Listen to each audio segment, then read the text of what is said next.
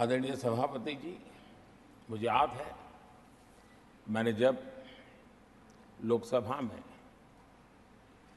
हमारी सरकार की तरफ से कहा गया कि हम 26 नवंबर को संविधान दिवस के रूप में मनाएंगे, तो मैं हैरान हूं जो आज संविधान की प्रत लेकर के कूदते रहते हैं, दुनिया में लहराते रहते हैं। उन लोगों ने विरोध किया था 26 जनवरी तो है, तो संविधान दिवस क्यों लाए? और आज संविधान दिवस के माध्यम से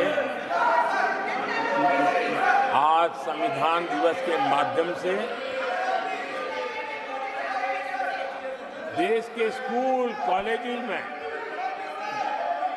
संविधान की भावना को, संविधान की रचना में क्या भूमिका रही है, देश के गणमान्य महापुरुषों ने संविधान के निर्माण में किन कारणों से कुछ चीजों को छोड़ने का निर्णय किया, किन कारणों से कुछ चीजों का स्वीकार करने का निर्णय किया, इसके विषय में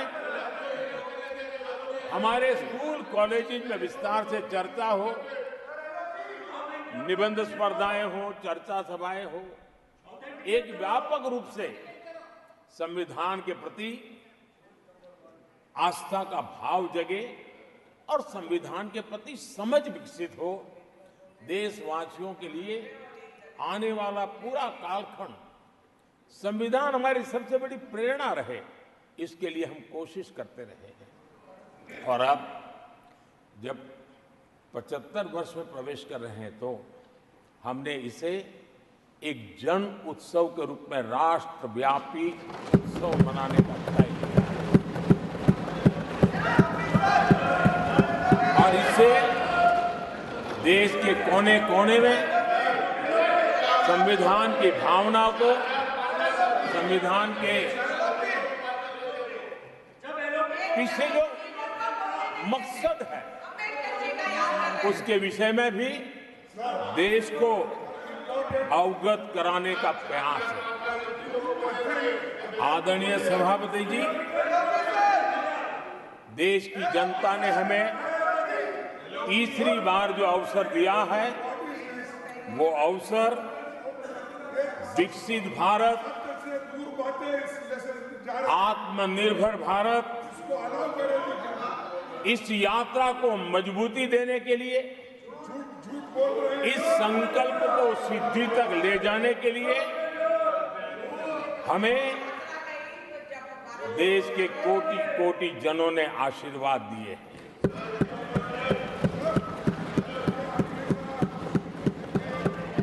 आदरणीय सभापति जी, ये चुनाव 10 वर्ष की सिद्धियों पर तो मोहर है ही, लेकिन ये चुनाव भविष्य के संकल्पों के लिए भी देश की जनता ने हमें चुना,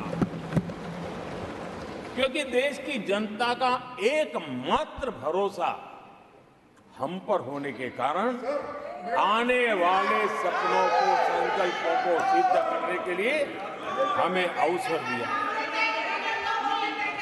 आदरणीय सभापति जी, देश भली भांति जानता है, देश ने पिछले 10 वर्षों में हमारे देश की अर्थव्यवस्था को 10 नंबर से 5 नंबर पर पहुंचाने में सफलता पाई और जैसे जैसे नंबर निकटता की सिद्धि की ओर पहुंचता है, एक की तरफ पहुंचता है, तो चुनौतियां भी बढ़ती हैं और कोरोना के कठिन कालखंड के बावजूद संघर्ष की वैश्विक परिस्थितियों के बावजूद भी, तनाव के वातावरण के बावजूद भी हम हमारे देश की अर्थव्यवस्था को 10 नंबर से आज विश्व में 5 नंबर पर पहुंचाने में सफल हुए।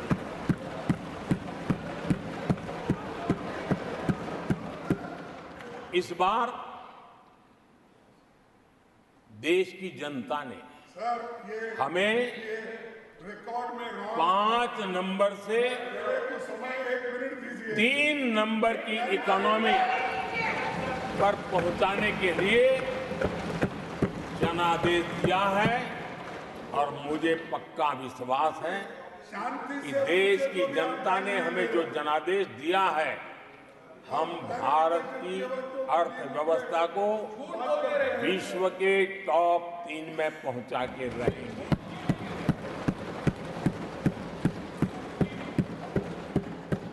मैं जानता हूं आदरणीय सभापति जी, यहां कुछ ऐसे विद्वान हैं जो ये मानते हैं कि इसमें क्या है, ये तो होने ही वाला है, ये तो अपने आप तीसरे नंबर पे पहुंचने वाली है, ये तो अपने आप हो ही जाएगा, ऐसे विद्वान हैं। अब ये लोग ऐसे हैं जिन्होंने ऑटो पायलट मोड पर सरकार चलाने का या तो रिमोट पायलट पर सरकार चलाने का उनको आदी है, इसलिए वो कुछ करना धरने में विश्वास नहीं करते हैं। वो कुछ करने धरने में विश्वास नहीं करते, वो इंतजार करना जानते हैं। लेकिन हम परिश्रम में कोई कमी नहीं रखते।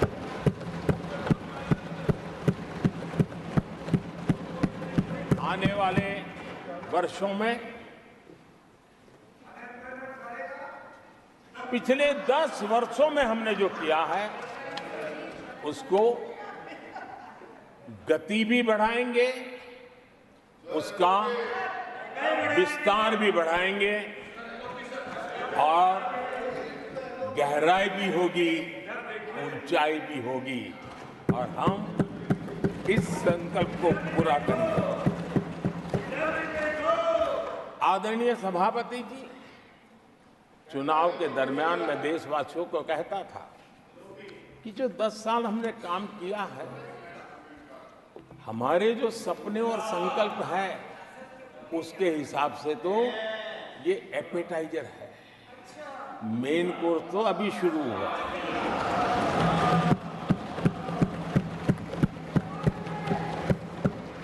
आदरणीय सभापति जी, आने वाले 5 साल मूल सुविधाओं के सैचुरेशन के और हम एक सामान्य नागरिक की जो रोजमर्रा की जिंदगी की आवश्यकताएं होती हैं, एक गरिमापूर्ण जीवन जीने के लिए जिन व्यवस्थाओं की, जिन सुविधाओं की, जिस प्रकार के गवर्नेंस की आवश्यकताएं होती हैं, हम इन मूलभूत सुविधाओं के सैचुरेशन का युग के रूप में उसको परिवर्तित करना चाहते हैं। आदरणीय सभापति जी, आने वाले 5 वर्ष गरीबों के खिलाफ निर्णायक लड़ाई के हैं। आने वाले 5 वर्ष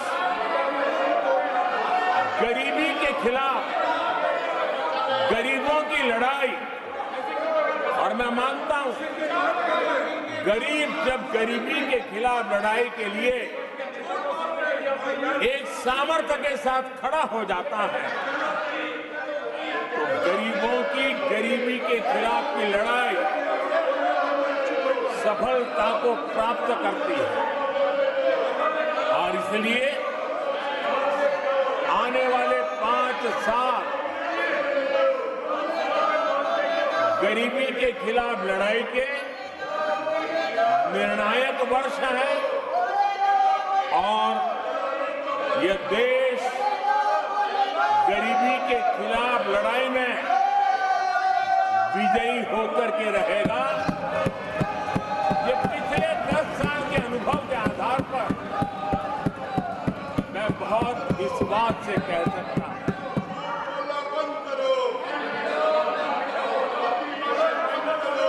आदरणीय सभापति जी, जब देश दुनिया की तीसरी बड़ी इकोनॉमी बनेगा तो इसका लाभ, इसका प्रभाव जीवन के हर क्षेत्र पर पड़ने वाला है। विकास के विस्तार के अनेक अवसर उपलब्ध होने वाले हैं और इसलिए जब हम दुनिया की तीसरे नंबर की इकोनॉमी बनेंगे तब भारत के हर स्तर पर सकारात्मक प्रभाव तो होगा, लेकिन वैश्विक परिवेश में अभूतपूर्व प्रभाव पैदा होने वाला है।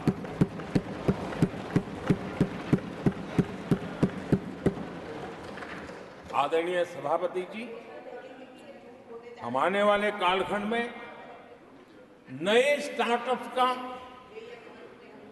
नई कंपनियों का वैश्विक उभार देख रहे हैं और मैं देख रहा हूं कि आने वाले कालखंड में हमारे टियर 2, टियर 3 सिटीज भी ग्रोथ इंजन की भूमिका में देश में बहुत बड़ा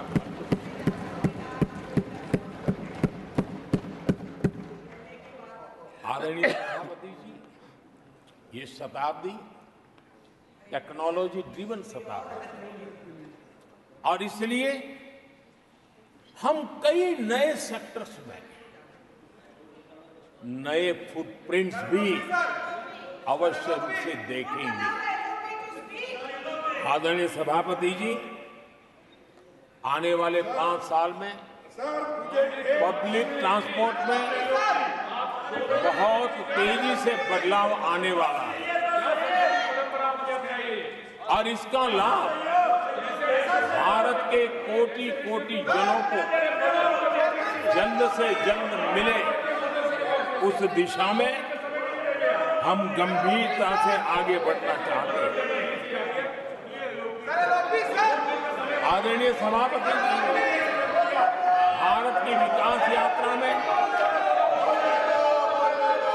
हमारे छोटे शहर, चाहे खेल जगत हो, चाहे शिक्षा जगत हो, चाहे इनोवेशन हो, चाहे पेटेंट की रजिस्ट्री हो, मैं साफ देख रहा हूं कि हमारे छोटे छोटे शहर, हजारों की तादाद में से शहर भारत में एक विकास का नया इतिहास गढ़ने वाले हैं।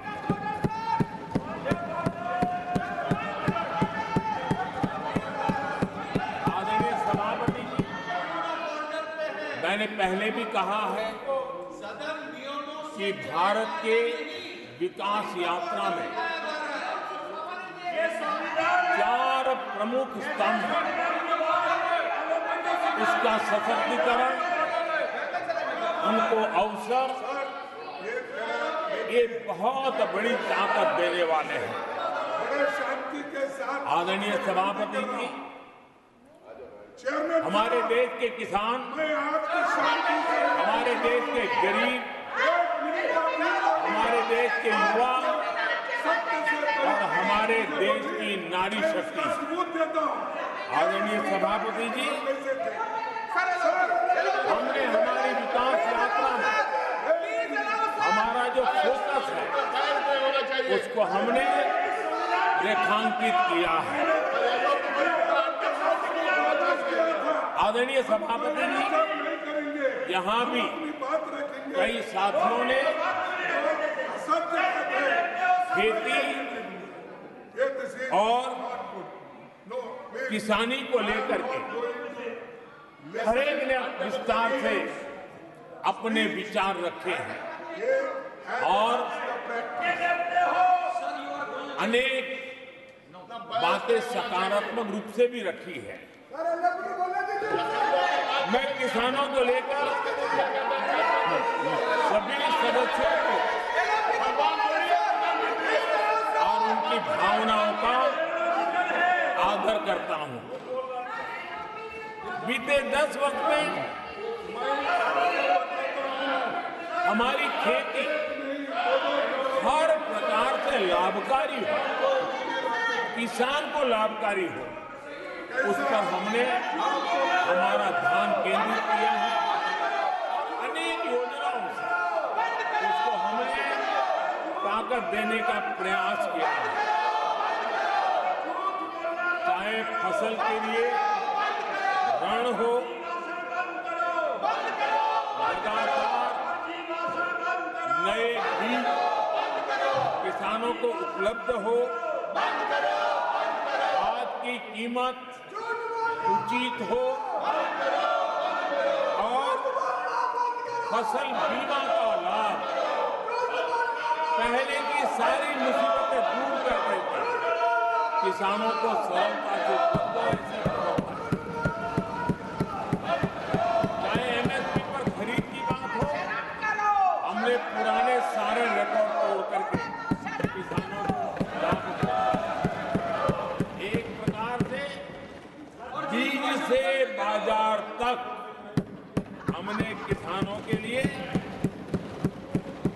हर व्यवस्था को बहुत माइक्रो प्लानिंग के साथ मजबूती देने का भरपूर भरसक प्रयास किया है और व्यवस्था को हमने चाक चौबंद किया है। आदरणीय सभापति जी, पहले हमारे देश में छोटे किसानों को किसान क्रेडिट कार्ड लोन पाना करीब करीब न के बराबर था, बहुत मुश्किल है। जबकि उनकी संख्या सबसे अधिक आज हमारी नीतियों के कारण, किसान क्रेडिट कार्ड के विस्तार के कारण, आदरणीय सभापति, हमने किसानी को एक व्यापक स्वरूप में देखा है और उस व्यापक स्वरूप में हमने किसान क्रेडिट कार्ड पशुपालकों और मछुआरों को किसान क्रेडिट कार्ड का हमने लाभ मुहैया कराया है और इसके कारण हमारे किसानों का खेती के काम को, उसके विस्तार को भी मजबूती दी है। उस दिशा में भी हमने काम किया। आदरणीय सभापति,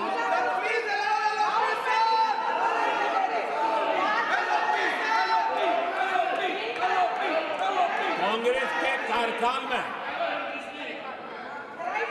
10 साल में एक बार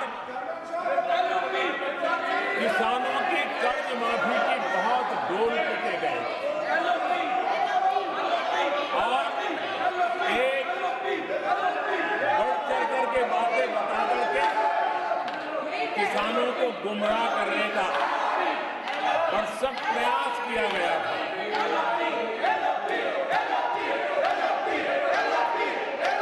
और 60,000 करोड़ की कर्ज माफी, उसका इतना हल्ला मचाया था और एक अनुमान था कि उसके लाभार्थी करीब देश के 3 करोड़ किसान थे। सामान्य गरीब छोटे किसान का तो उसमें नामो निशान नहीं था। जिसको सबसे जरूरत थी, इसकी उनकी योजना में कोई परवाह नहीं थी और उन तक कोई लाभ पहुंच भी नहीं पाया था। लेकिन आदरणीय सभापति जी, जब किसान कल्याण हमारी सरकार के हृदय में, केंद्र में हो, तो नीतियां कैसी बनती है, कल्याण कैसे होता है, लाभ कैसे पहुंचता है, उसका मैं इस सदन को उदाहरण देना चाहता हूं। आदरणीय सभापति जी, हमने प्रधानमंत्री किसान सम्मान योजना चलाई और पीएम किसान सम्मान योजना का लाभ। This conduct is not appropriate. 10 crore किसानों को हुआ Unparliamentary practice. और सिर्फ 6 साल में हमने Please take your seat. 3 lakh crore रुपए To take their seats. हम किसानों को दे चुके हैं। It is unbecoming of your conduct. आदरणीय सभापति जी, Unbecoming of your conduct.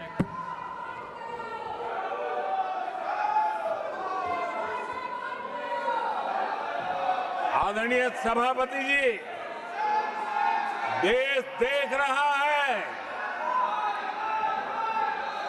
झूठ फैलाने वालों की सत्य सुनने की ताकत भी नहीं होती।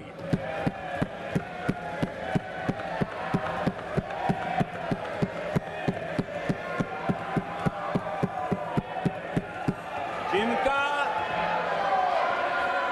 सत्य से मुकाबला करना, इसके लिए जिनके हौसले नहीं है, वो बैठ करके इतनी चर्चा के बाद उन्होंने उठाए हुए सवालों के जवाब भी सुनने की हिम्मत नहीं है।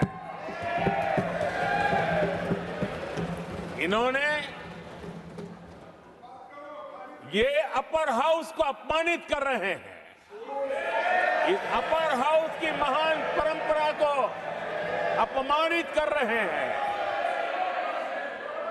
आदरणीय सभापति जी, देश की जनता ने हर प्रकार से उनको इतना पराजित कर दिया है कि अब उनके पास गली मोहल्ले में चीखने के सिवाय कुछ बचा नहीं। नारेबाजी, हो हल्ला और मैदान छोड़ के भाग जाना, यही उनके नसीब में लिखा हुआ है।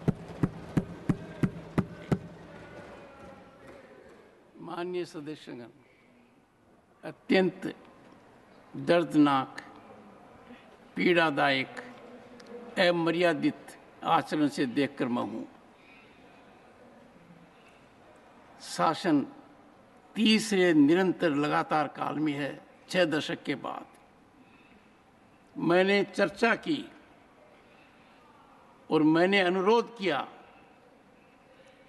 कि प्रतिपक्ष के नेता को बिना बेरोक टोक बोलने का सुअवसर दिया। आज वो सदन छोड़कर नहीं गए हैं, मर्यादा छोड़कर गए हैं।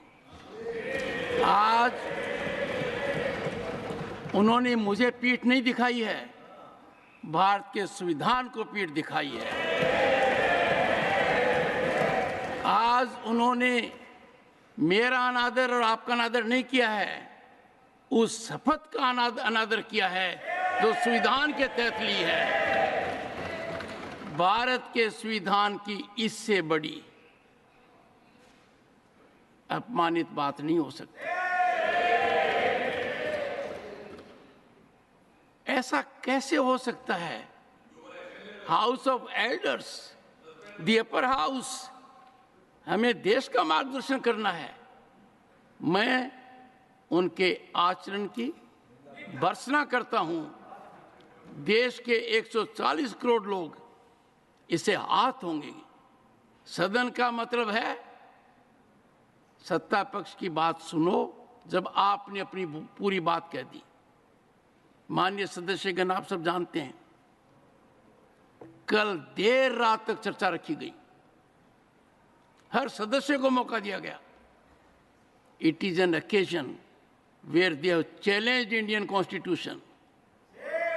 They have outraged the spirit of Indian Constitution. They have disregarded the oath they have undertaken. मैं इस कुर्सी पर बैठकर इतना दुखी हूं कि भारत के संविधान का इतना बड़ा अपमान, इतना बड़ा मजाक। भारत का संविधान हाथ में रखने की किताब नहीं है, जीने की किताब है। मैं आशा करता हूं कि वो आत्मचिंतन करेंगे, मंथन करेंगे, अपने दिल को टटोलेंगे और कर्तव्य पर आएंगे। माननीय प्रधानमंत्री जी,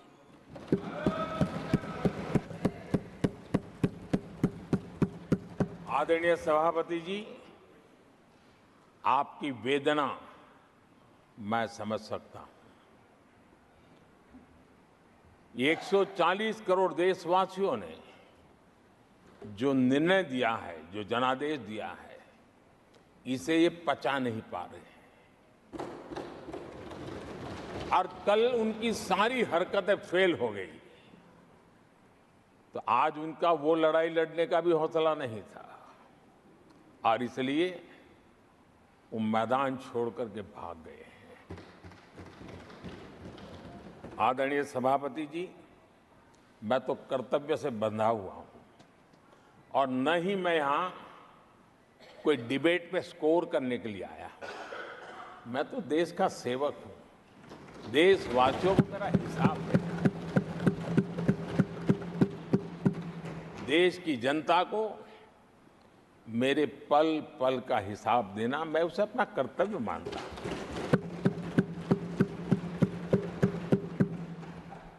आदरणीय सभापति जी, वैश्विक परिस्थितियां ऐसी पैदा हुई कि फर्टिलाइजर के लिए बहुत बड़ा संकट पैदा हुआ।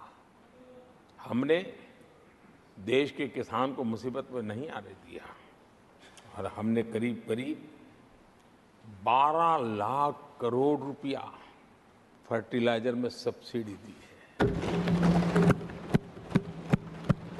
और जो भारत के आजादी के इतिहास में सर्वाधिक है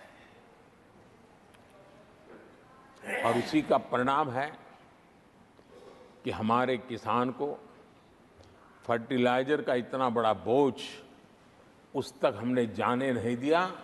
सरकार ने अपने कंधे पर उसको उठा लिया है।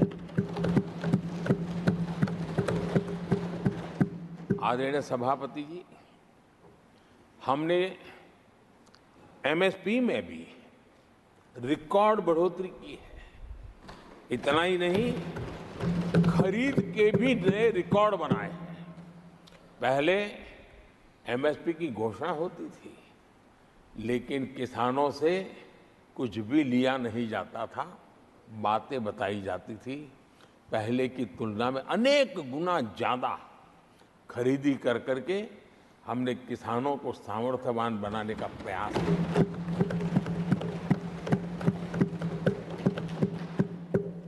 आदरणीय सभापति जी, 10 वर्षों में हमने कांग्रेस सरकार की तुलना में धान और गेहूं किसानों तक 2.5 गुना अधिक पैसा पहुंचाया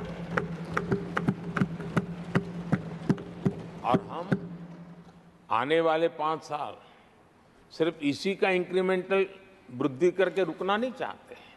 हम नए नए क्षेत्रों को, उन कठिनाइयों का अध्ययन करके उसकी मुक्ति के लिए प्रयास कर रहे हैं और इसलिए आदरणीय सभापति जी, अन्न भंडारण का विश्व का सबसे बड़ा अभियान हमने हाथ लिया है और लाखों की तादाद में विकेंद्रित व्यवस्था के तहत अन्न भंडारणों की रचना करने की दिशा में काम चल पड़ा है। फल और सब्जी एक ऐसा क्षेत्र है, हम चाहते हैं किसान उस तरफ मुड़े और उसके भंडारण के लिए भी एक व्यापक इंफ्रास्ट्रक्चर की दिशा में हम काम कर रहे हैं। आदरणीय सभापति जी, सबका साथ सबका विकास इस मूल मंत्र को लेकर के हमने देश सेवा की हमारी यात्रा को निरंतर विस्तार देने का प्रयास किया है। देशवासियों को गरिमापूर्ण जीवन देना ये हमारी प्राथमिकता रही है। आजादी के बाद अनेक दशकों तक जिनको कभी पूछा नहीं गया, आज मेरी सरकार उनको पूछती तो है, उनको पूजती भी है।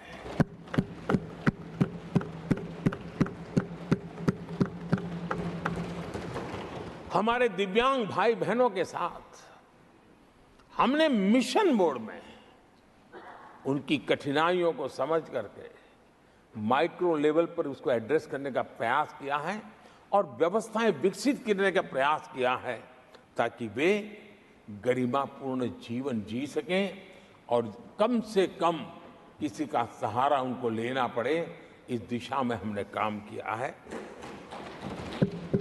आदरणीय सभापति जी, हमारे समाज में किसी न किसी कारणवश एक उपेक्षित वर्ग, यानी एक प्रकार से समाज में बार बार हरदूत होने वाला वर्ग, वो ट्रांसजेंडर वर्ग है। हमारी सरकार ने ट्रांसजेंडर साथियों के लिए कानून बनाने का काम किया है और जब पश्चिम की दुनिया के लोग ये सुनते हैं तो उनको भी गर्व होता है, जब भारत इतना प्रोग्रेसिव है, भारत की तरफ बड़े गर्व की नजर से देखा जाता है। हमने उनको मुख्य धारा में लाने का प्रयास शुरू किया है। आपने देखा होगा पद्मा अवार्ड में भी ट्रांसजेंडर को अवसर देने में हमारी सरकार आगे आई है। आदरणीय सभापति जी, हमारे गुमंत जनजातीय समुदाय, हमारे गुमंत साथी, हमारे बंजारा परिवार, उनके लिए एक अलग कल्याण बोर्ड बनाया है ताकि उनकी आवश्यकताओं को हम एड्रेस कर सकें और उनको भी एक स्थायी, सुरक्षित और संभावनाओं वाला जीवन प्राप्त हो, उस दिशा में हम काम कर रहे हैं। आदरणीय सभापति जी, हम एक शब्द लगातार सुनते आए हैं, पीवीटीजी, पीवीटीजी, पीवीटीजी। हमारे जनजातीय समूह में ये सबसे पीछे रहा हुआ और आजादी के इतने सालों के बाद भी जिन्होंने उनको निकट से देखा होगा, पता चलता है कि कैसी हालत में जीते हैं। उनकी तरफ किसी ने नहीं देखा। हमने एक विशेष व्यवस्था की है और पीएम जनमन योजना के तहत 24,000 करोड़ रुपए, ये समुदाय बिखरा हुआ है, छोटी संख्या में है, वोट की उनकी ताकत नहीं है और यहां देश की परंपरा है जिसकी वोट की ताकत है उसी की चिंता करना, लेकिन समाज के ऐसे अति पिछड़े लोगों की कोई चिंता नहीं करता था। हमने वो चिंता की है क्योंकि हम वोट की राजनीति नहीं करते हैं, हम विकास की राजनीति करते हैं। आदरणीय सभापति जी, हमारे देश में पारंपरिक पारिवारिक कौशल्य भारत की विकास यात्रा का और व्यवस्था का एक अंग रहा है। जो हमारा विश्वकर्मा समूह है, जिनके पास परंपरागत से हुनर है और जो समाज की आवश्यकताओं को पूरी करता है, लेकिन उनको कभी एड्रेस नहीं किया गया। हमने करीब करीब 13,000 करोड़ रुपए की योजना से विश्वकर्मा समुदाय को आधुनिकता की तरफ ले जाना, उनके अंदर प्रोफेशनलिज्म आई। आदरणीय सभापति जी, गरीबों के नाम पर बैंकों का राष्ट्रीयकरण तो कर दिया गया था, लेकिन मेरे रेहड़ी पटरी वालों को कभी बैंक के दरवाजे तक देखने की हिम्मत नहीं होती थी, हालत थी। पहली बार देश में पीएम स्वनिधि योजना के तहत रेहड़ी पटरी वालों की चिंता की गई है और आज वो ब्याज के कुचक्र से बाहर आकर के अपने परिश्रम से और ईमानदारी से जो रेहड़ी पटरी वालों को बैंकों से लोन मिले हैं, वे लगातार बैंक वाले भी खुश हैं, लेने वाले भी खुश हैं। और जो कल फुटपाथ पर रेहड़ी बैठता था, आज छोटी दुकान दिशा में बनाने की दिशा में आगे बढ़ रहा है। जो पहले खुद मजदूरी करता था, आज एक आध दो को रोजगार देने की दिशा में काम कर रहा है। और यही कारण है कि गरीब हो, दलित हो, पिछड़े हो, आदिवासी हो, महिला हो, उन्होंने हमारा भारी समर्थन किया है। आदरणीय सभापति जी, हम विमेन लेड डेवलपमेंट की बात करते हैं। दुनिया के प्रगतिशील देशों के लिए भी विमेन डेवलपमेंट तो बहुत स्वाभाविक स्वीकार करते हैं, लेकिन विमेन लेड डेवलपमेंट की बात करते हैं तो उनके भी उत्साह में थोड़ी कमी नजर आती है। ऐसे समय भारत ने नारा नहीं, निष्ठा के साथ विमेन लेड डेवलपमेंट की ओर कदम बढ़ाए और महिला सशक्तिकरण का लाभ आज दिख रहा है, हर क्षेत्र में दिख रहा है और भारत की विकास यात्रा में वो कंट्रीब्यूट कर रहा है। मैं आदरणीय सांसद सुधा मूर्ति जी का आभार व्यक्त करता हूं कि कल उन्होंने चर्चा में महिलाओं के आरोग्य के विषय पर बल दिया था और उसका महात्म्य क्या है, उसकी आवश्यकता क्या है, उस पर बड़े विस्तार से उन्होंने कहा था। और उन्होंने एक बात ये भी बड़ी इमोशनल बताई थी कि माँ अगर चली गई तो उसका कोई उपाय नहीं होता, फिर नहीं मिल सकती। ये भी बड़ी भावात्मकता से उन्होंने बताया था। विमेन हेल्थ, सैनिटेशन, वेलनेस पर हमने 10 वर्षों में एक प्रायोरिटी सेक्टर के लिए आपने काम किया है।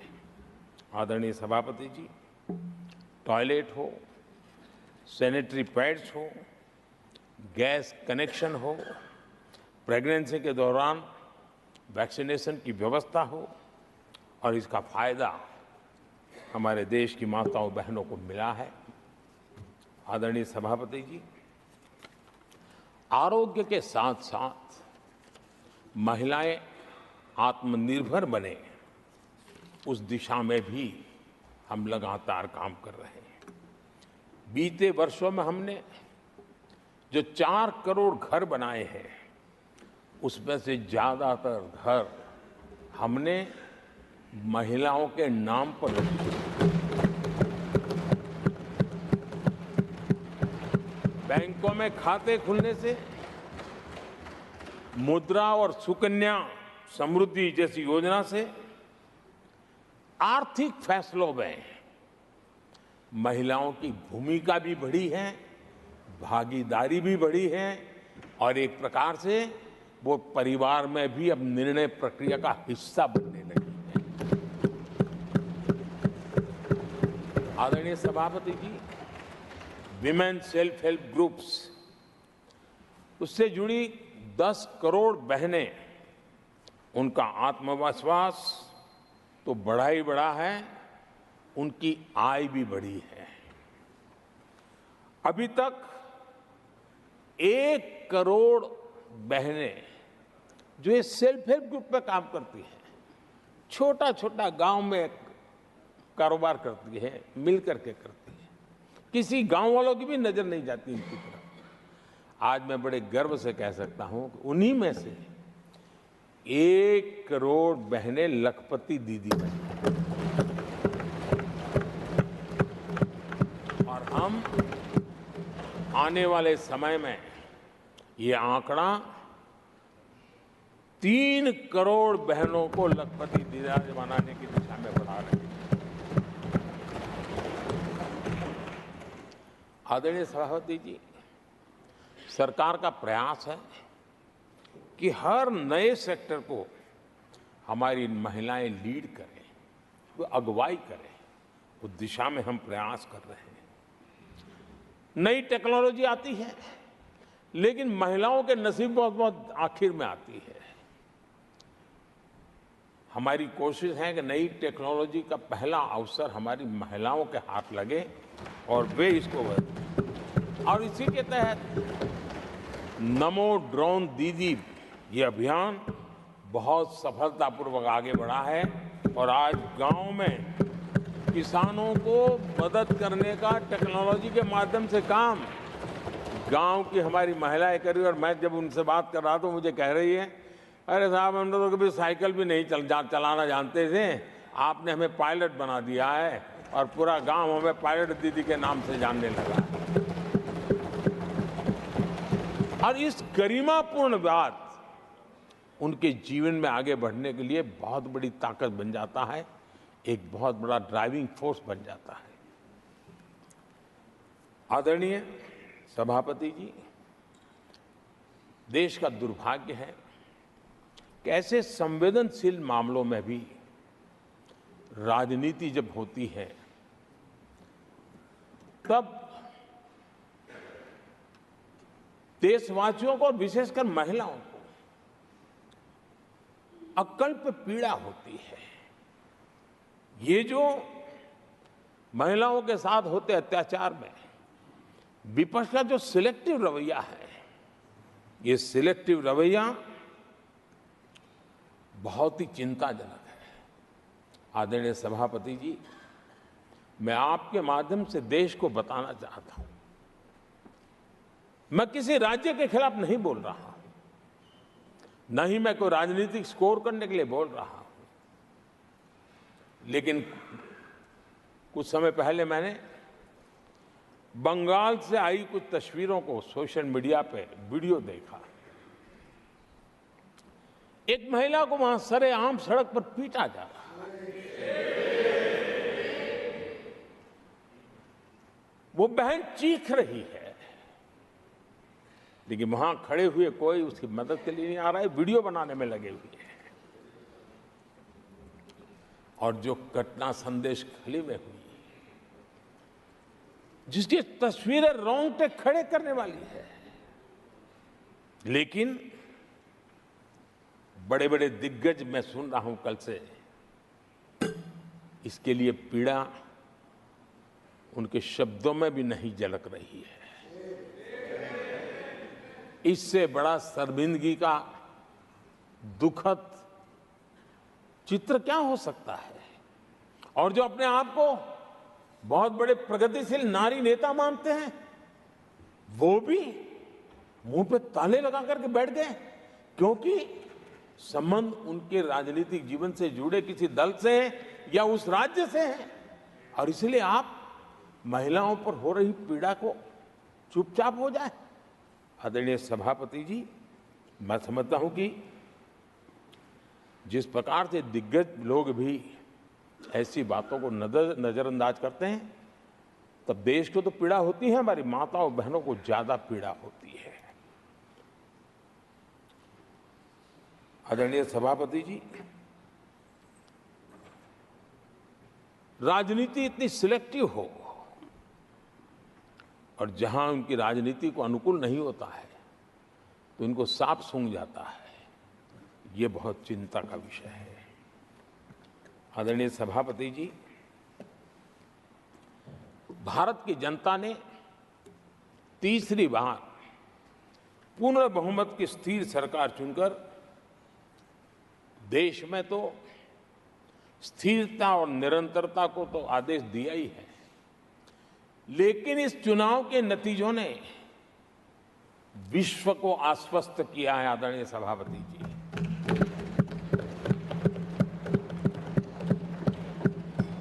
और इस नतीजों के कारण भारत विश्व भर के निवेशकों के लिए एक बहुत बड़ा आकर्षण का केंद्र बनकर के उभर रहा है। इफ्स और बट्स का समय पूरा हो चुका है और भारत में विदेश का निवेश भारत के नौजवानों के लिए रोजगार के नए अवसर लेके आता है, भारत के युवाओं की टैलेंट को विश्व के मंच पर ले जाने का एक अवसर बन जाता है। आदरणीय सभापति ji, honourable prime minister, honorable members, the reply to the discussion on the motion of thanks on the President's address is underway. If the House agrees, the lunch hour may be dispensed with to conclude the discussion. Do I have the leave of the House to dispense with the lunch hour today? Honorable Prime Minister, आदरणीय सभापति जी। आपने मुझे भी एक मौका दिया है जो मेरे से पहले एक चेयरमैन को ही मिला है, to listen to the Prime Minister in his third term replying to the President's address.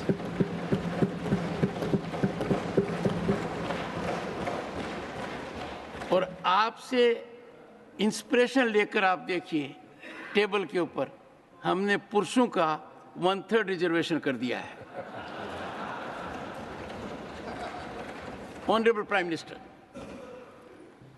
आदरणीय सभापति जी, वैश्विक अर्थव्यवस्थाओं में संतुलन जो चाहते हैं, उनका भारत का ये विजय उनके लिए एक बहुत बड़ी नई आशा लेकर के आया है।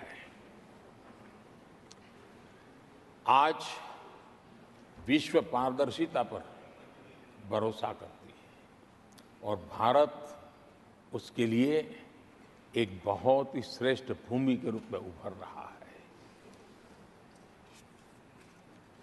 आदरणीय सभापति जी, इस चुनाव नतीजों से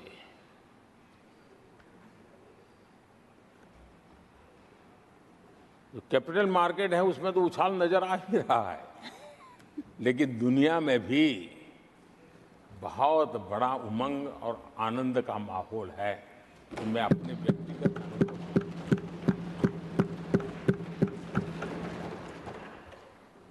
लेकिन इस बीच हमारे कांग्रेस के लोग भी खुशी में मगन हैं। मैं समझ नहीं पाता हूं कि ये खुशी का कारण क्या है,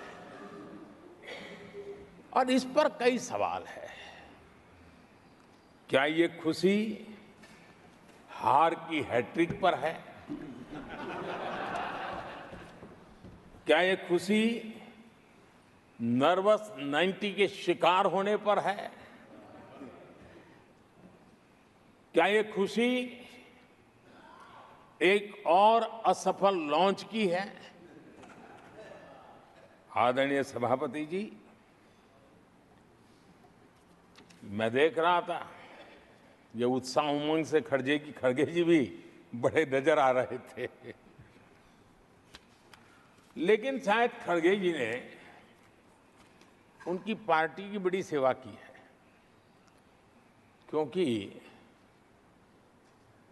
जो ये पराजय का ठिकरा जिन पर फूटना चाहिए था, उनको उन्होंने बचा लिया और खुद दीवार पर के खड़े हो गए।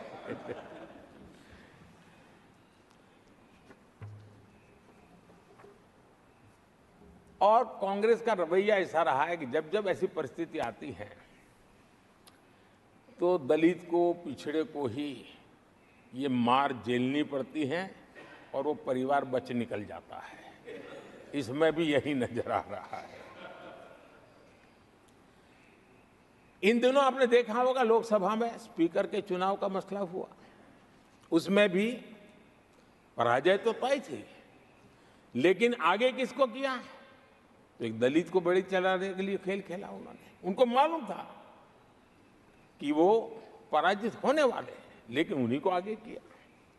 राष्ट्रपति उपराष्ट्रपति पद के चुनाव थे तो 2022 में उन्होंने उपराष्ट्रपति पद के लिए सुशील कुमार शिंदे जी को आगे किया, उनको मरवा दिया। दलित मरे, उनका कुछ जाता नहीं है। 2017 में हार तय थी तो उन्होंने मीरा कुमार को लगा दिया। पराजय हुआ, उनको पराजय झेलना पड़ा। कांग्रेस की एससी, एसटी, ओबीसी ये विरोधी मानसिकता है, जिसके कारण ये पूर्व राष्ट्रपति श्री रामनाथ कोविंद जी का अपमान करते रहे। इसी मानसिकता के कारण देश की पहली आदिवासी महिला राष्ट्रपति को भी उन्होंने अपमानित करना, विरोध करने में कोई कमी नहीं रही और ऐसे शब्दों का प्रयोग किया जो कोई नहीं कर सकता है। आदरणीय सभापति जी, ये संसद, ये उच्च सदन सार्थक वाद विवाद संवाद और इस मनोमंथन में से अमृत निकाल करके देशवासियों देने के लिए है। ये देश का सबसे बड़ा मंच माना जाएगा। लेकिन जब मैंने कई वरिष्ठ नेताओं की बातें सुनी पिछले 2 दिन में, सिर्फ मुझे ही नहीं पूरे देश को निराशा हुई है। यहां कहा गया कि ये देश के इतिहास का पहला चुनाव था जिसका मुद्दा संविधान की रक्षा था। मैं जरा उन्हें याद कराना चाहता हूं, क्या अब भी ये फेक नैरेटिव चलाते रहोगे क्या आप भूल गए 1977 का चुनाव? अखबार बंद थे, रेडियो बंद थे, बोलना भी बंद था और एक ही मुद्दे पर देशवासियों ने वोट किया था, लोकतंत्र की पुनर्स्थापना के लिए वोट किया था। संविधान की रक्षा के लिए पूरे विश्व में इससे बड़ा कोई चुनाव नहीं हुआ है और भारत के लोगों की रगों में लोकतंत्र किस प्रकार से जीवित है वो 1977 के चुनाव ने दिखा दिया। लेकिन आप गुमराह करे हो देश को। मैं मानता हूं कि संविधान की रक्षा का वो सबसे बड़ा चुनाव था और उस समय देश की विवेक बुद्धि ने संविधान की रक्षा के लिए उस समय सत्ता पर बैठे हुए लोगों को उखाड़ करके फेंक दिया था। और इस बार अगर संविधान की रक्षा का चुनाव था तो देशवासियों ने संविधान की रक्षा के लिए हमें योग्य पाया है। संविधान की रक्षा के लिए देशवासियों को हम पर भरोसा है। कहां अगर संविधान की रक्षा कोई कर सकता है तो यही लोग कर सकते हैं और देशवासियों ने हमें जनादेश दिया है। आदरणीय सभापति जी,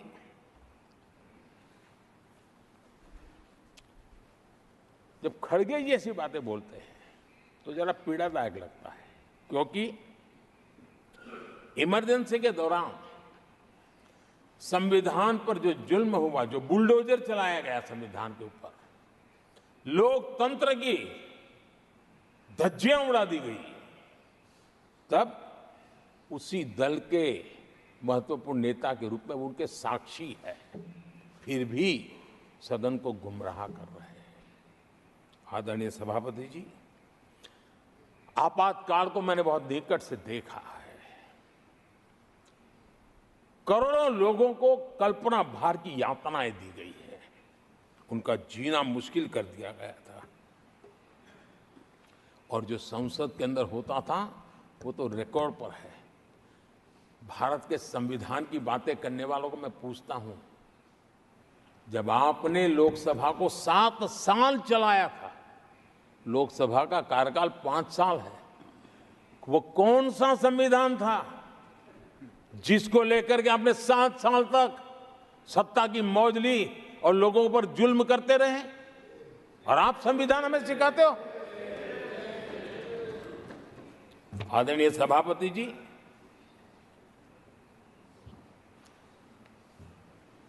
दर्जनों आर्टिकल्स पर, यानी संविधान की आत्मा को छिन्न विच्छिन्न करने का पाप इन्हीं लोगों ने उस कालखंड में किया था।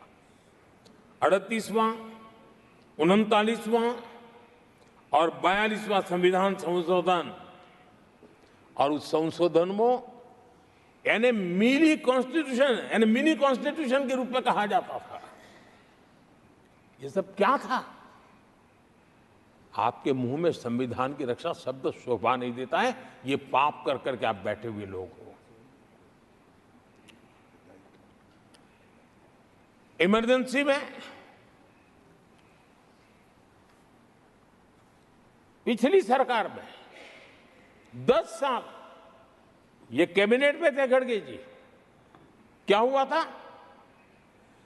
प्रधानमंत्री संवैधानिक पद है, प्रधानमंत्री के पद के ऊपर एनएसी बैठ जाना, ये कौन से संविधान में से लाए थे व्यवस्था? किस संविधान में से बनाया था आप लोगों ने? आपने देश के प्रधानमंत्री पद की गरिमा को चकनाचूर कर दिया था और रिमोट पायलट बनकर के आप उसके माथे पर बैठ गए थे। कौन सा संविधान आपको अनुमति देता है? आदरणीय सभापति जी, जरा ये बताएं हमको, वो कौन सा संविधान है जो एक सांसद को कैबिनेट के निर्णय को सार्वजनिक रूप से फाड़ देने का हक दे देता है? वो कौन सा संविधान था? किस हैसियत से फाड़ा गया था? आदरणीय सभापति जी, हमारे देश में लिखित रूप में प्रोटोकॉल की व्यवस्था है। राष्ट्रपति, उपराष्ट्रपति, प्रधानमंत्री, स्पीकर सब कैसे कहां होते हैं? कोई मुझे बताएं कि संविधान की मर्यादाओं को तार तार करके प्रोटोकॉल में एक परिवार को प्राथमिकता कैसे दी जाती थी? कौन सा संविधान था? संवैधानिक पदों पर बैठे हुए लोगों बाद में, एक परिवार के लोग पहले। कौन से संविधान की मर्यादा रखी थी आपने? और आज संविधान की बातें करते हैं, संविधान लहराते हैं, जय संविधान कहते हैं। अरे आप लोग तो India is Indira, Indira is India के नारे लगा करके जिए हो। आपको संविधान की कोई आदर भाव कभी व्यक्त कर नहीं पाए हो। आदरणीय सभापति जी, मैं बहुत गंभीरता से कह रहा हूं, इस देश में कांग्रेस संविधान की सबसे बड़ी विरोधी है। उसके जहन में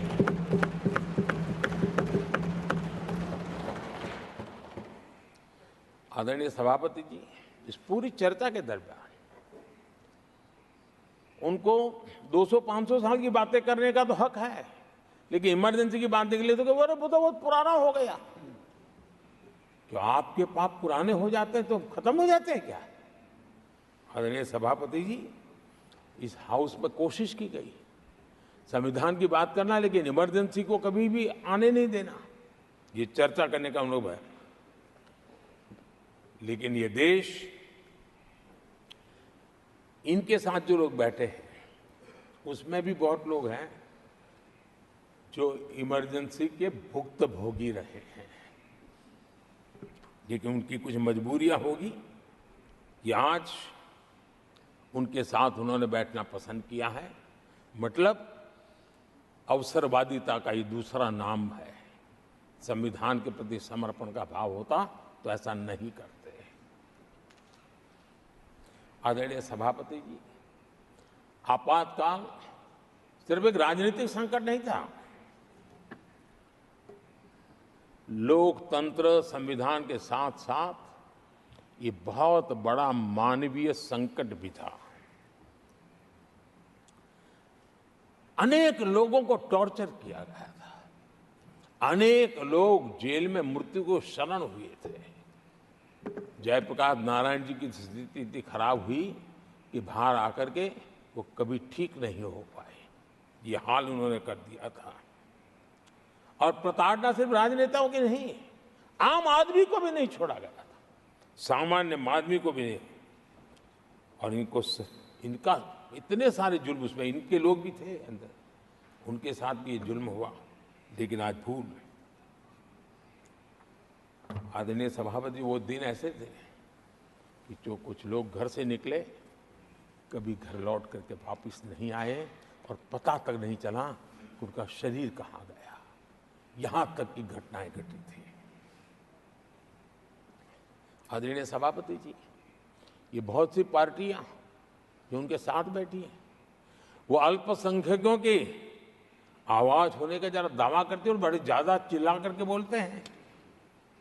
क्या कोई मुजफ्फरनगर और तुर्कमान गेट, वहां अल्पसंख्यकों के साथ इमरजेंसी में क्या हुआ था, जरा याद करने की हिम्मत करते हैं क्या? बोलने की हिम्मत करते हैं क्या आदरणीय सभापति जी? और ये कांग्रेस को क्लीन चिट दे रहे हैं। कैसे देश उनको माफ करेगा? ये शर्मनाक है कि ऐसी तानाशाही को भी आज सही कहने वाले लोग हाथ में संविधान की प्रत लेकर के अपने काले कारनामों को छुपाने की कोशिश कर रहे हैं।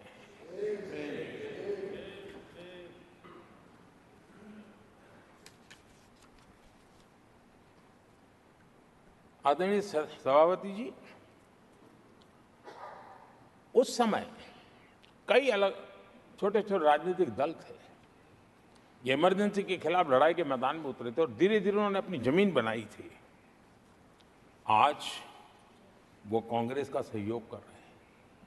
और मैंने कल लोकसभा में कहा था, अब कांग्रेस का परजीवी युग शुरू हुआ है। ये परजीवी कांग्रेस है। जहां वो खुद अकेले लड़े वहां उनका स्ट्राइक रेट शर्मजनक है, और जहां किसी के सहारे, किसी के कंधे पर बैठने का मौका मिला, वहीं पर से बच करके आए हैं। देश की जनता ने आज भी उनको स्वीकार नहीं किया है। वो किसी की आड़ में आए हैं। ये कांग्रेस परजीवी है। किसी और के कारण सहयोगी दलों के वोट खा करके वो जरा फली फूली है, ऐसा दिखता है। और कांग्रेस का परजीवी होने का कारण उनके अपने कारनामों से है। वो देश की जनता का विश्वास नहीं लेता है। वो जोड़ तोड़ करके बचने का रास्ता खोज रहे हैं। जनता जनार्दन का विश्वास जीतने के लिए इनके पास कुछ नहीं है। इसलिए फेक नैरेटिव के द्वारा, फेक वीडियो के द्वारा देश को भ्रमित करके, गुमराह करके अपने कारनामे करने की आदत है। आदरणीय सभापति जी, इस सदन में, ये उच्च सदन है, यहां विकास के विजन पर चर्चा होना स्वाभाविक अपेक्षित है। लेकिन भ्रष्टाचार के गंभीर आरोपों से घिरे लोग, ये कांग्रेस वाले भ्रष्टाचारी बचाओ आंदोलन चलाने लग गए हैं बेशर्मी के साथ। जिनको सजाएं मिली है भ्रष्टाचार में, इनके साथ तस्वीरें निकालने में उनको मजा आ रहा है। पहले ये लोग हमको पूछते थे, बातें तो बड़ी करते थे, भ्रष्टाचारियों पर कार्रवाई क्यों नहीं होती है? और जब भ्रष्टाचारी जेल जा रहे हैं तो हंगामा कर रहे हैं। क्या आप लोगों को जेल क्या भेज रहे हो? आदरणीय सभापति जी, यहां चर्चा के दौरान केंद्र की जांच एजेंसियों पर आरोप लगाए गए हैं। जांच एजेंसियों का ये सरकार दुरुपयोग कर रही है, ऐसा कहा गया है। आदरणीय सभापति जी, अब आप मुझे बताइए, भ्रष्टाचार करे आप, शराब घोटाला करे आप, बच्चों के क्लास के बनाने में घोटाला करे आप, पानी तक में घोटाला करे आप, आपकी शिकायत करे कांग्रेस, आपको कोर्ट में घसीट करके ले जाए कांग्रेस, और अब कार्रवाई हो तो गाली दे मोदी को।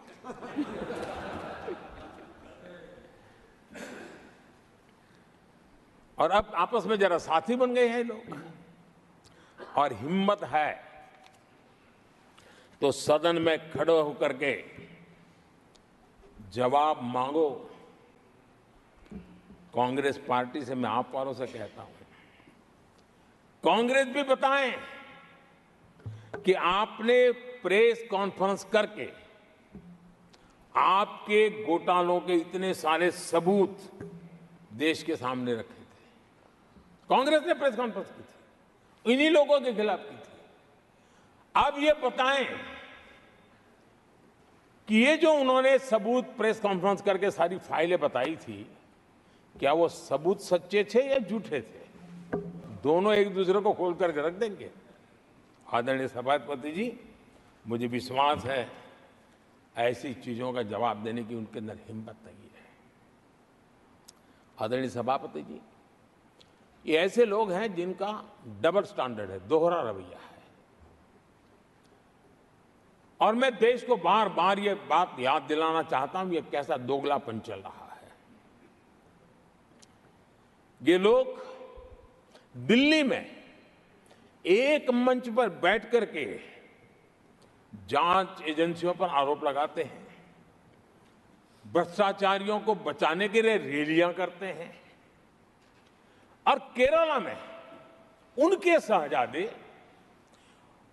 उन्हीं के केरल के एक मुख्यमंत्री जो उनके गठबंधन के साथी हैं, उनको जेल भेजने की अपील करते हैं और भारत सरकार को कहते हैं कि इस मुख्यमंत्री को जेल भेज दो।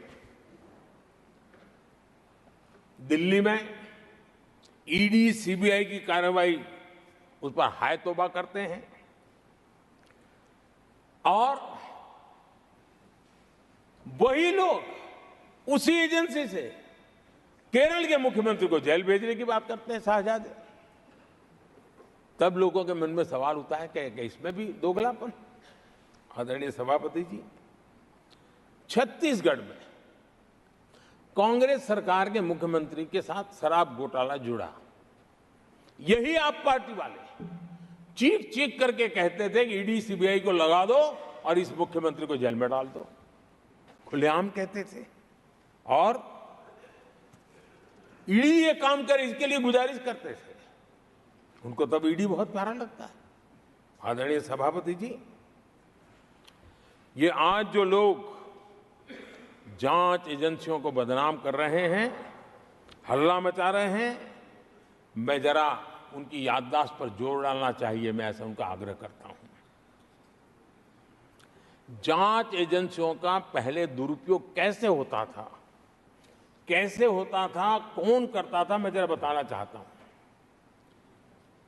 मैं कुछ बयान आपके सामने रखता हूं। ये पहला बयान है 2013 का। बयान क्या है? कांग्रेस से लड़ना आसान नहीं है, जेल में डाल देगी, सीबीआई पीछे लगा देगी। कांग्रेस सीबीआई व इनकम टैक्स का भय दिखा करके समर्थन लेती है। ये स्टेटमेंट किसका है? ये बयान है स्वर्गीय मुलायम सिंह जी का। कांग्रेस एजेंसियों का कैसा दुरुपयोग करता है, ये मुलायम सिंह जी ने कहा था। और यहां इस सदन के माननीय सदस्य रामगोपाल जी को मैं जरा पूछना चाहता हूं कि रामगोपाल जी, क्या नेताजी कभी झूठ बोलते थे क्या? नेताजी तो सच बोलते थे। आदरणीय सभापति जी, मैं रामगोपाल जी को ये भी कहा जरा भतीजे को भी बताएं, क्योंकि उनको भी याद दिलाया कि राजनीति में कदम रखते ही भतीजे पर सीबीआई का फंदा लगाने वाले कौन थे, जरा याद दिला दें उनको, पता चलेगा। आदरणीय सभापति जी, मैं एक और बयान पढ़ता हूं। ये भी साल 2013 का है। The Congress had used the CBI to strike political bargains with many parties. और कौन कहते हैं?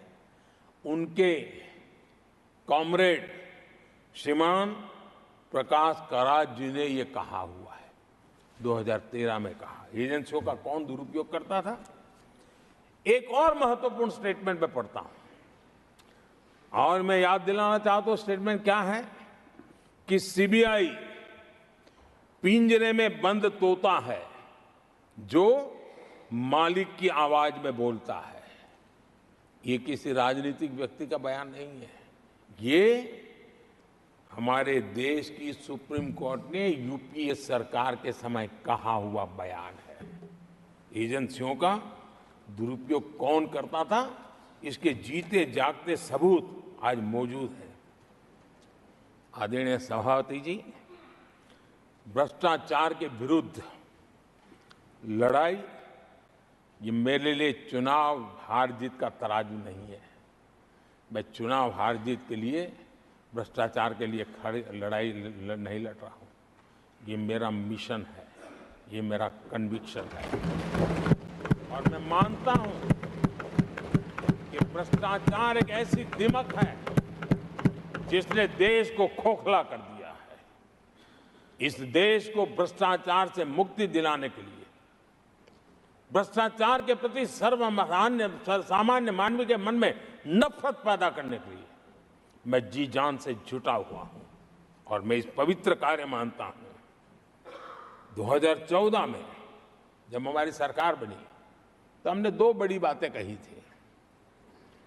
एक, हमने कहा था मेरी सरकार गरीबों को समर्पित है, और दूसरा, भ्रष्टाचार पर, काले धन पर कड़ा प्रहार मेरी सरकार करेगी। ये मैंने 2014 में सार्वजनिक रूप से कहा था। इसी ध्येय को लेकर के एक तरफ गरीबों के कल्याण के लिए विश्व की सबसे बड़ी कल्याण योजना हम चला रहे हैं, गरीब कल्याण योजना चला रहे हैं। दूसरी तरफ भ्रष्टाचार के विरुद्ध नए कानून, नई व्यवस्थाएं, नए तंत्र हम विकसित कर रहे हैं। हमने भ्रष्टाचार निवारण अधिनियम 1988 उसमें संशोधन किया। हमने काले धन के खिलाफ एक नया कानून बनाया। बेनामी संपत्ति को लेकर हम नया कानून लेकर के आए। इन कानूनों से भ्रष्ट अधिकारियों पर भी कार्रवाई हो गई, लेकिन लीकेज हटाने के लिए हमने सकारात्मक रूप से गवर्नमेंट में भी बदलाव लाया। हमने डायरेक्ट बेनिफिट ट्रांसफर पर बल दिया। हमने डिजिटल टेक्नोलॉजी का भरपूर उपयोग किया है, और तभी आज हर लाभार्थी तक उसके हक का फायदा तुरंत सीधा पहुंच रहा है। एक नए पैसे का लीकेज नहीं होता है। ये हमारी भ्रष्टाचार के खिलाफ लड़ाई का पहलू है। और जब सामान्य नागरिक को ये व्यवस्था मिलती है तब उसका लोकतंत्र पे भरोसा बढ़ता है, उसको सरकार में अपनापन महसूस होता है, और जब अपनापन महसूस होता है ना, तब तीसरी बार बैठने का मौका मिलता है। आदरणीय सभापति जी,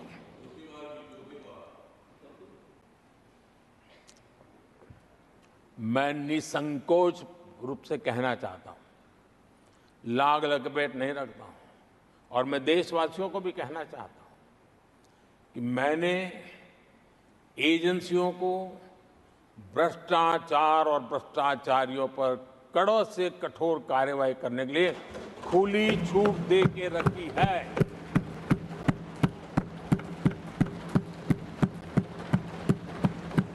सरकार कहीं पर भी टांग नहीं अड़ाएगी। हां, वो ईमानदारी से काम करे, ईमानदारी के लिए काम करे, ये मेरी सूचना है। और आदरणीय सभापति जी, मैं फिर देशवासियों को कहना चाहता हूं, कोई भी भ्रष्टाचारी कानून से बच करके नहीं निकलेगा, ये मोदी की गारंटी है।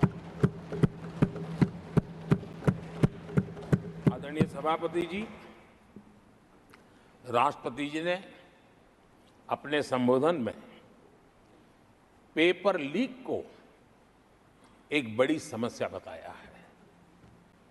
मेरी अपेक्षा थी कि सारे दल दलीय राजनीति से ऊपर उठकर इस पर अपनी बात रखते हैं, लेकिन दुर्भाग्य से इतना संवेदनशील महत्वपूर्ण मुद्दा भी, मेरे देश के नौजवानों के भविष्य के साथ जुड़ा मुद्दा भी इन्होंने राजनीति के भेंट चढ़ा दिया।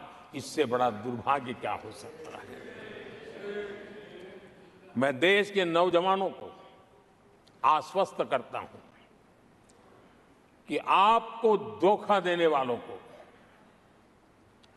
ये सरकार छोड़ने वाली नहीं है। मेरे देश के नौजवानों के भविष्य के साथ खिलवाड़ करने वालों को सख्त से सख्त सजा मिले, इसके लिए एक के बाद एक एक्शन लिए जा रहे हैं। संसद में इन गड़बड़ियों के खिलाफ सख्त कानून भी हमने बनाया है। हम पूरी सिस्टम को मजबूती दे रहे हैं कि भविष्य में मेरे देश के नौजवानों को आशंका भरी स्थिति में भी रहना न पड़े। पूरे विश्वास के साथ वो अपने सामर्थ्य को प्रदर्शित करें और अपने हक का प्राप्त करें, इस बात को लेकर के हम काम कर रहे हैं। आदरणीय सभापति जी, यहां कुछ आरोप लगाने की फैशन है, लेकिन कुछ आरोप ऐसे उसके जवाब घटनाएं खुद दे देती है और प्रत्यक्ष को प्रमाण की कोई जरूरत नहीं होती है। जम्मू कश्मीर में हाल में हुए लोकसभा चुनाव में मतदान के जो आंकड़े हैं वो पिछले 4 दशक के रिकॉर्ड को तोड़ने वाले हैं। और इसको सिर्फ कोई घर से गया बटन दबा के आया इतना नहीं है, भारत के संविधान को स्वीकृति देते हैं, भारत के लोकतंत्र को स्वीकृति देते हैं, भारत के इलेक्शन कमीशन को स्वीकृति देते हैं। ये बहुत बड़ी सक्सेस है आदरणीय सभापति। देशवासी जिस पल की प्रतीक्षा करते थे वो आज इतनी सहज सरलता के सामने दिख रही है। आदरणीय सभापति, बीते अनेक दशकों में बंद, हड़ताल, आतंकी धमकियां, इधर उधर बम धमाके की कोशिशें एक प्रकार से लोकतंत्र पर ग्रहण बनी हुई थी। आज इस बार लोगों ने संविधान पर अटूट विश्वास रखते हुए अपने भाग्य का फैसला लिया है। मैं जम्मू कश्मीर के मतदाताओं को विशेष रूप से बधाई देता हूं। आदरणीय सभापति जी, जम्मू कश्मीर में आतंकवाद से हमारी लड़ाई एक प्रकार से अंतिम दौर में है, अंतिम चरण में है। आतंक के बचे हुए नेटवर्क को भी हम सख्ती से नेस्त नाबूद करने के लिए पूरी व्यूहरचना के साथ आगे बढ़ रहे हैं। बीते 10 वर्षों में पहले की तुलना में आतंकी घटनाओं में बहुत गिरावट आई है। अब पत्थरबाजी की खबरें भी शायद ही किसी कोने में एक आध बार आ जाए तो आ जाए। अब जम्मू कश्मीर में आतंक और अलगाव खत्म हो रहा है और इस लड़ाई में जम्मू कश्मीर के नागरिक हमारी मदद कर रहे हैं, नेतृत्व कर रहे हैं। ये सबसे जरा विश्वास पैदा करने वाली बात है। आज वहां टूरिज्म नए रिकॉर्ड बना रहा है, निवेश बढ़ रहा है। आदरणीय सभापति जी, आज क्योंकि उनकी जो चुनावी हिसाब किताब होता है, नॉर्थ ईस्ट से इतनी ही लोकसभा की सीटें हैं, क्या उससे राजनीति में फर्क पड़ता है? कभी कोई परवाह नहीं की, उसे उनके नसीब पर छोड़ दिया था। हम नॉर्थ ईस्ट को आज देश के विकास का एक सशक्त इंजन बनाने की और हम ताकत से लगे। नॉर्थ ईस्ट पूर्वी एशिया के साथ ट्रेड, टूरिज्म और कल्चरल कनेक्टिविटी उसका गेटवे बन रहा है। और ये जो कहते हैं ना 21वीं सदी भारत की सदी, उसमें ये इनिशिएटिव बहुत बड़ा रोल प्ले करने वाला है। ये हमें स्वीकार करना है। आदरणीय सभापति जी, हमने नॉर्थ ईस्ट में गत 5 वर्ष में जो काम किया है और अगर पुराने कांग्रेस के हिसाब से साथ उसको अगर तुलना कर दी जाए, हमने जितना काम 5 साल में किया है, इतना अगर उनको करना होता ना तो कम से कम 20 साल लग जाते, एक पीढ़ी और चली जाती। हमने इतना तेजी से काम किया है। आज नॉर्थ ईस्ट की कनेक्टिविटी उसके विकास का मूलभूत आधार है, उसको हमने प्राथमिकता दी है। और आज भूतकाल के सारे इंफ्रास्ट्रक्चर से कई गुना आगे हम निकल चुके हैं और हमने उसको करके दिखाया है। आदरणीय सभापति जी, नॉर्थ ईस्ट में स्थायी शांति के लिए 10 वर्षों में अनेक प्रयास किए गए हैं और निरंतर प्रयास किए गए हैं। बिना रुके, बिना थके, हर एक को विश्वास में लेते हुए में प्रयास किए गए हैं और उसकी चर्चा कम हुई है देश में, लेकिन परिणाम बहुत ही आशा पैदा करने वाले निकले हैं। राज्यों के बीच सीमा विवाद संघर्षों को जन्म देता रहा है और आजादी से अब तक ये निरंतर चलता रहा है। हमने राज्यों को साथ बिठा करके सहमति के साथ जितने सीमा विवाद खत्म कर सकते हैं एक के बाद एक अकॉर्ड करते करते जा रहे हैं। रिकॉर्डेड है, सहमति की रिकॉर्ड है और उसके लिए जो सीमाओं में किसी को उधर जाना है, किसी को यहां आना है, कहीं रेखा यहां बनानी, कहीं रेखा वहां, वो सारे काम कर चुके हैं। आदरणीय सभापति जी, ये नॉर्थ ईस्ट की बहुत बड़ी सेवा है। हिंसा से जुड़े संगठन, जो हथियारबंद गिरोह थे, जो वहां लड़ाई लड़ते रहते थे, अंडरग्राउंड रह के लड़ाई लड़ते थे, हर व्यवस्था को चुनौती देते थे, हर काउंटर ग्रुप को चुनौती देते थे, खून खराबा होता रहता था।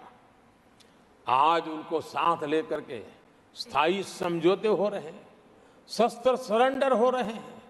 जो गंभीर गुनाहों के अंदर हैं वो जेल जाने के लिए तैयार हो रहे हैं, अदालत को फेस करने के लिए तैयार हो रहे हैं। न्याय तंत्र के प्रति भरोसा बढ़ना, संविधान के प्रति भरोसा बढ़ना, भारत के लोकतंत्र के प्रति भरोसा बढ़ना, भारत के गवर्नमेंट की रचना पे भरोसा करना, ये इसमें से अनुभव होता है और आज हो रहा है। आदरणीय सभापति जी, मणिपुर के संबंध में मैंने पिछले सत्र में विस्तार से बात कही थी, लेकिन आज मैं फिर से एक बार दोहराना चाहता हूं। मणिपुर की स्थिति सामान्य करने के लिए सरकार निरंतर प्रयासरत है। वहां जो कुछ भी घटनाएं घटी, 11,000 से ज्यादा एफआईआर की गई है। मणिपुर छोटा सा राज्य है, 11,000 एफआईआर की गई है, 500 से ज्यादा लोग अरेस्ट हुए हैं। आदरणीय सभापति जी, इस बात को भी हमें स्वीकार करना होगा कि मणिपुर में लगातार हिंसा की घटनाएं कम होती जा रही है। इसका मतलब शांति का आशा रखना, शांति पे भरोसा करना संभव हो रहा है। आज मणिपुर के अधिकांश हिस्सों में आम दिनों की तरह स्कूल चल रहे हैं, कॉलेज चल रहे हैं, दफ्तर और दूसरे संस्थान खुले रहे हैं। आदरणीय सभापति जी, मणिपुर में भी जैसे देश के अन्य भागों में परीक्षाएं हुई, वहां भी परीक्षाएं हुई हैं और बच्चों का अपनी विकास यात्रा जारी रखी है। आदरणीय सभापति, केंद्र और राज्य सरकार सभी से बातचीत करके शांति के लिए, सौहार्द रास्ता खोलने के लिए लगातार प्रयास कर रही है। छोटे छोटे इकाइयों को जोड़ करके इन ताने बाने को गूंथना एक बहुत बड़ा काम है और शांतिपूर्ण तरीके से हो रहा है। बीते समय में पहले की सरकारों में ऐसा नहीं हुआ है। गृह मंत्री स्वयं कई दिनों तक वहां रहे हैं, गृह राज्य मंत्री हफ्तों तक वहां रहे हैं और बार बार वहां जाकर के संबंधित लोगों को जोड़ने का प्रयास करते रहे हैं। आदरणीय सभापति जी, पॉलिटिकल लीडरशिप तो है ही, लेकिन सरकार के सभी वरिष्ठ अधिकारी जिसका जिसका इन काम से संबंध है, वे लगातार वहां फिजिकल जाते हैं, लगातार वहां संपर्क में रहते हैं और समस्या के समाधान के लिए हर प्रकार से प्रयासों को बल दिया जा रहा है। आदरणीय सभापति जी, इस समय मणिपुर में बाढ़ का भी संकट चल रहा है और केंद्र सरकार राज्य सरकार के साथ मिलकर के पूरा सहयोग कर रही है। आज ही एनडीआरएफ की 2 टीमें वहां पहुंची है, यानी कि प्राकृतिक मुसीबत में भी केंद्र और राज्य मिलकर के मणिपुर की चिंता कर रहे हैं। आदरणीय सभापति जी, हम सभी को राजनीति से ऊपर उठ करके वहां की स्थिति को सामान्य बनाने में सहयोग करना चाहिए, ये हम सबका कर्तव्य है। आदरणीय सभापति जी, जो भी तत्व मणिपुर की आग में घी डालने की कोशिश कर रहे हैं, मैं उनसे आगाह करता हूं कि ये हरकतें बंद करें। एक समय आएगा मणिपुर ही उनको रिजेक्ट करने वाला है, ऐसे लोगों को। आदरणीय सभापति जी, जो लोग मणिपुर के इतिहास को जानते हैं, मणिपुर की घटनाक्रम को जानते हैं, उनको पता है कि वहां का सामाजिक संघर्ष का एक लंबा इतिहास रहा है। उस संघर्ष की मानसिकता की जड़ें बहुत गहरी हैं, इसको कोई नकार नहीं सकता है। और कांग्रेस के लोग ये न भूले कि मणिपुर में इन्हीं कारणों से 10 बार राष्ट्रपति शासन लगाना पड़ा है। इतने छोटे से राज्य में 10 बार प्रेसिडेंशियल रूल लगाना पड़ा है, राष्ट्रपति शासन लगाना पड़ा है। कुछ तो मुसीबतें होगी और ये हमारे कालखंड में नहीं हुआ है, लेकिन फिर भी राजनीतिक फायदा उठाने के लिए वहां पर जिस प्रकार की हरकतें हो रही है, और राष्ट्रपति जी, आदरणीय सभापति जी, मैं इस सदन में देशवासियों को मैं बताना चाहता हूं, 1993 में मणिपुर में ऐसे ही घटनाओं का क्रम चला था और इतना तीव्र चला था, इतना व्यापक चला था, वो 5 साल लगातार चला था। तो ये सारा इतिहास समझ करके हमें बहुत समझदारी के पूर्वक स्थितियों को ठीक करने के लिए प्रयास करना है। जो भी इसमें सहयोग देना चाहते हैं, हर एक का सहयोग भी हम लेना चाहते हैं, लेकिन हम सामान्य स्थिति को बरकरार रखने में, शांति लाने में भरपूर प्रयास कर रहे हैं। आदरणीय सभापति जी, ये मेरा सौभाग्य रहा है कि मैं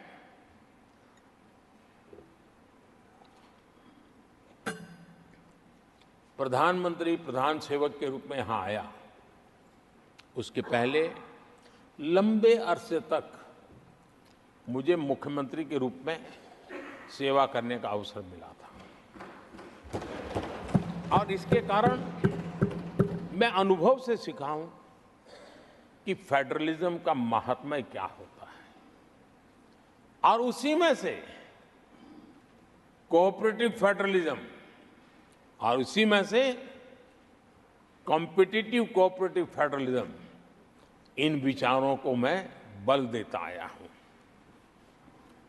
और इसीलिए जब G20 समिट हुई तो हम दिल्ली में कर सकते थे, हम दिल्ली में बहुत बड़ा तामझाम के साथ मोदी की वाहवाही कर सकते थे, लेकिन हमने ऐसा नहीं किया। हमने हर देश के हर राज्य के अंदर अलग अलग कोने में G20 के महत्वपूर्ण कार्यक्रम किए। उस राज्य को ज्यादा से ज्यादा वैश्विक प्रतिष्ठा मिले, इसके लिए प्रयास किया गया। उस राज्य का ब्रांडिंग हो, विश्व उस राज्य को जाने पहचाने, उसके सामर्थ्य को जाने और उसकी विकास यात्रा के लिए खुद भी अपना नसीब आजमाए, इस दिशा में हमने काम किया है। क्योंकि हम जानते हैं कि फेडरलिज्म के और रूप होते हैं। आदरणीय सभापति जी, जब कोविड के खिलाफ हम लड़ाई लड़ते थे, जितनी बार मुख्यमंत्रियों के साथ संवाद हुआ है, शायद हिंदुस्तान की आज़ादी के इतिहास में इतने कम समय में इतनी बार नहीं हुआ है, हमने किया।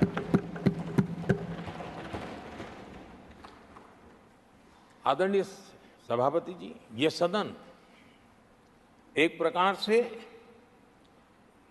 राज्यों से जुड़ा हुआ सदन है और इसलिए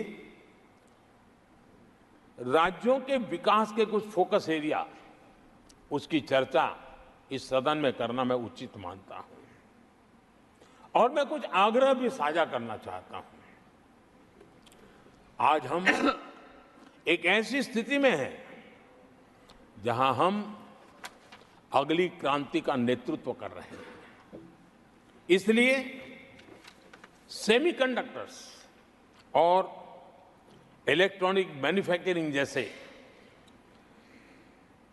सेक्टर्स में हर राज्यों ने बड़ी प्राथमिकता से साथ अपनी नीतियां बनानी चाहिए, योजनाओं लेकर के आगे आना चाहिए। और मैं चाहता हूं कि राज्यों के बीच विकास की स्पर्धा हो, निवेश आकर्षण करने वाली नीतियों में स्पर्धा हो और वो भी गुड गवर्नेंस के माध्यम से हो, स्पष्ट नीतियों के माध्यम से हो। मैं पक्का मानता हूं कि आज जब विश्व भारत के दरवाजे पर दस्तक दे रहा है, तब हर राज्य के लिए अवसर है। और जब ये राज्यों से जुड़ा हुआ सदन है, तो मैं आग्रह करूंगा राज्यों से कि आप आगे आइए और विकास की यात्रा में आप भी उसका फायदा उठाइए।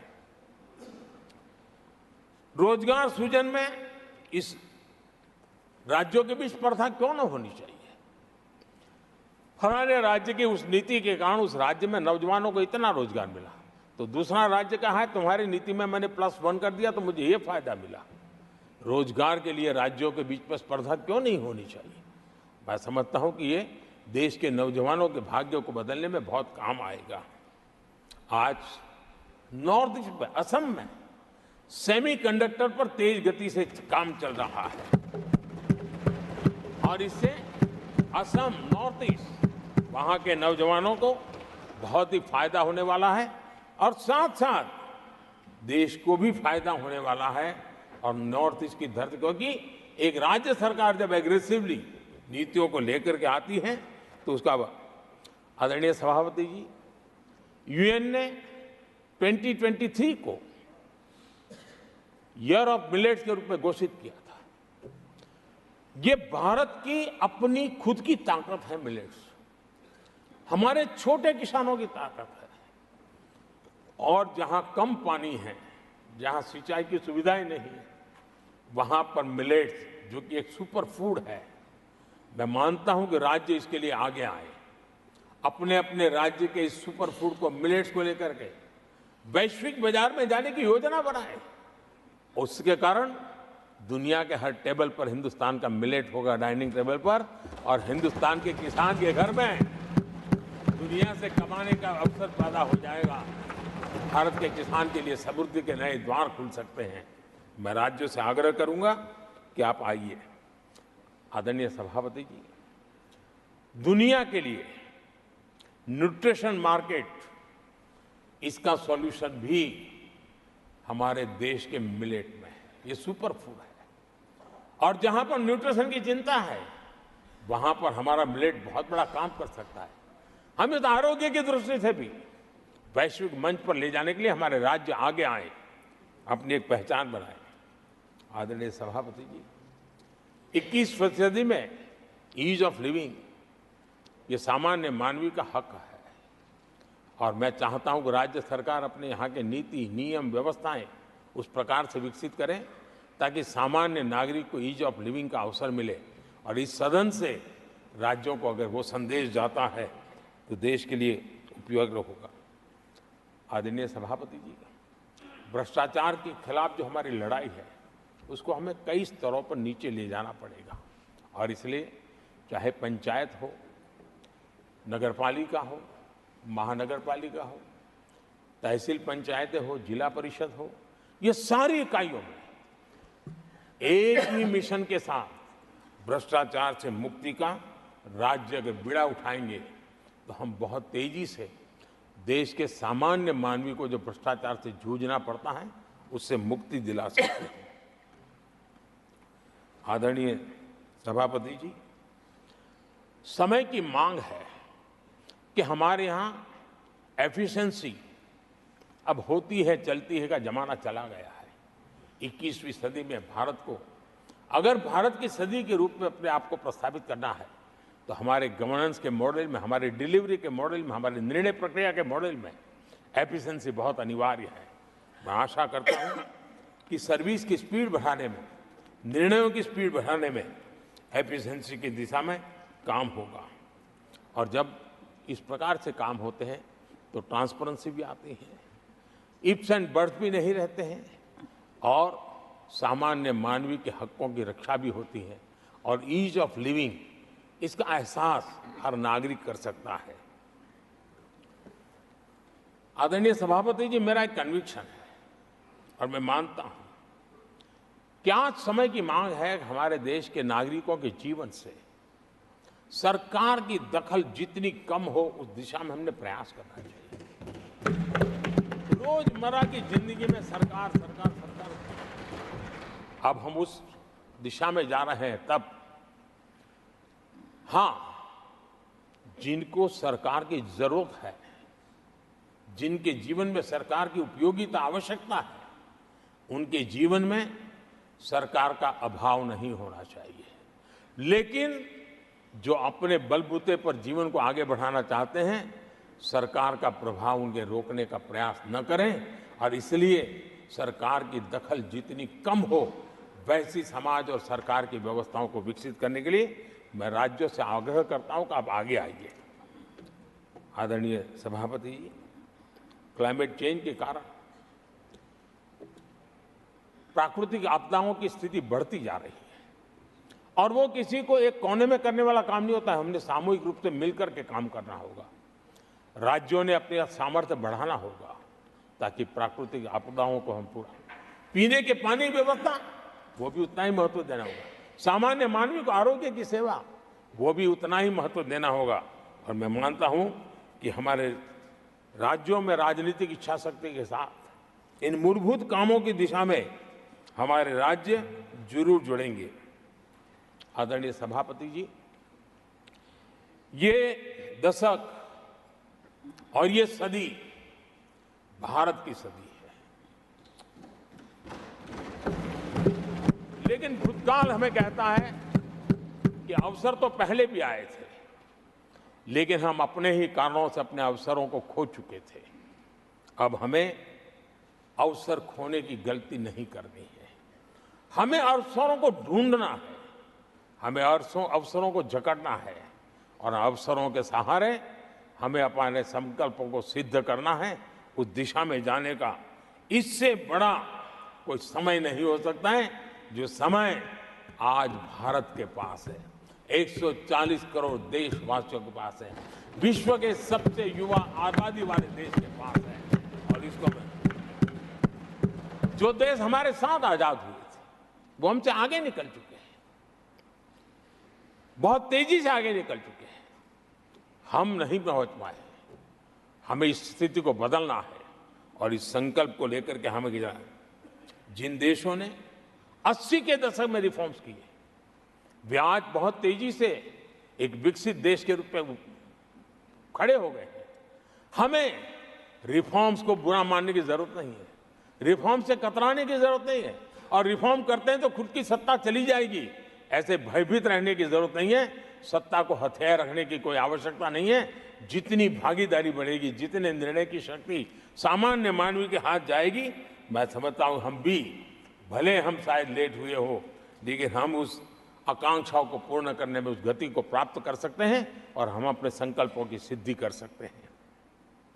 आदरणीय सभापति जी, विकसित भारत का मिशन ये किसी व्यक्ति का मिशन नहीं है, 140 करोड़ देशवासियों का है, किसी एक सरकार का मिशन नहीं है, देश की सभी सरकारी इकाइयों का मिशन है।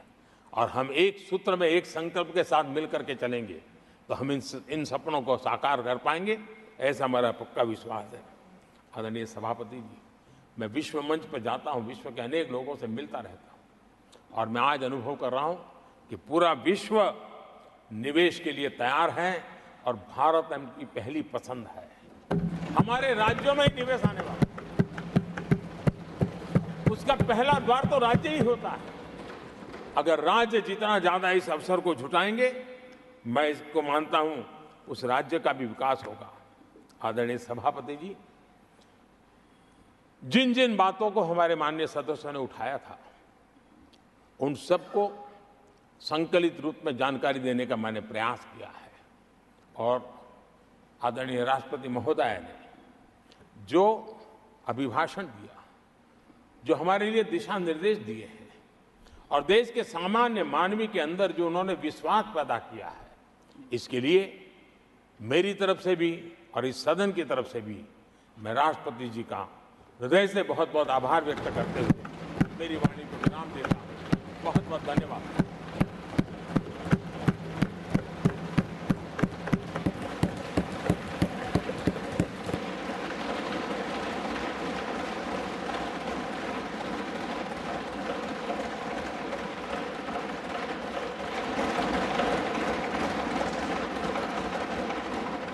I shall now put the motion to vote. The question is that an address be presented to the President in the following terms: that the members of the